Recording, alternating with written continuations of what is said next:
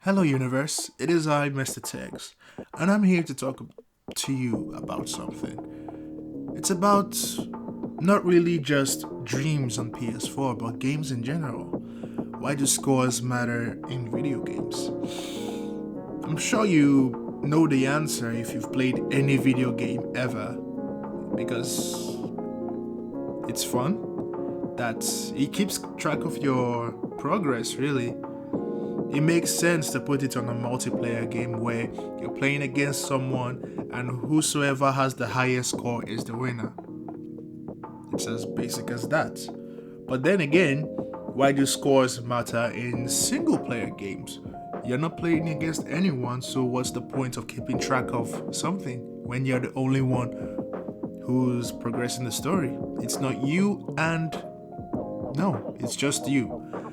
Now, I noticed that there's a distinct lack of scores in most games that are made using Dreams PS4. And as aspiring game developers, because I know that most of you who are doing this for fun today could become game developers tomorrow, I just want you to know why scores are important in video games, even if they're just single player, even if it's just about the story. Scores are needed, and here's why.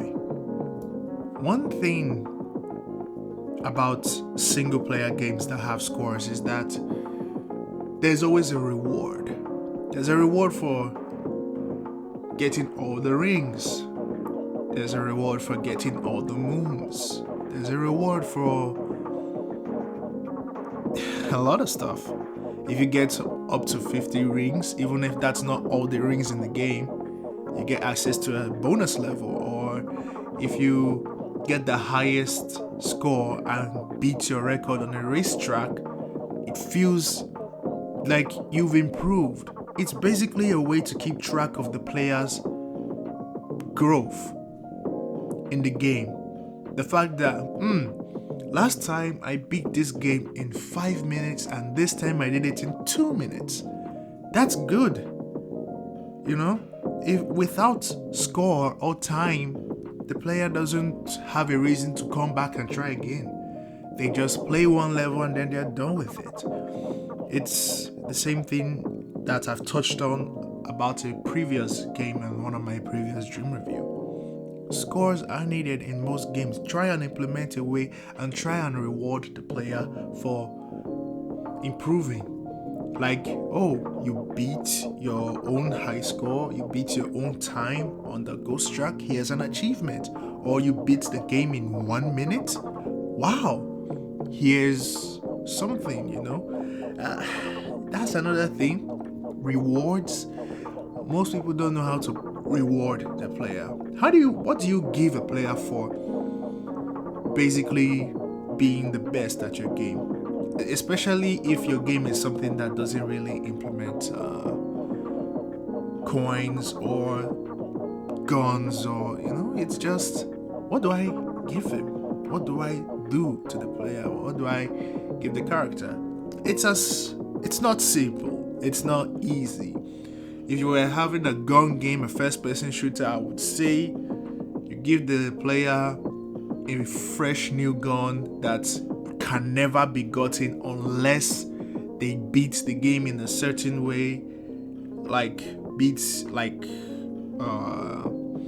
win the game under 5 minutes, or they got all the coins, or they got the score that you put in. You just put in a score and be like, okay, if you get 1,000 points, you get the gun. That's actually how it's supposed to be. That's how it's been in the old days before they started implementing microtransactions and DLC into video games. Normally, you reward the player, you give them stuff for just playing the game better. It's not, I'm trying to generalize this, but I know it's not going to always be the case for all games, because not all games have something to reward the player with.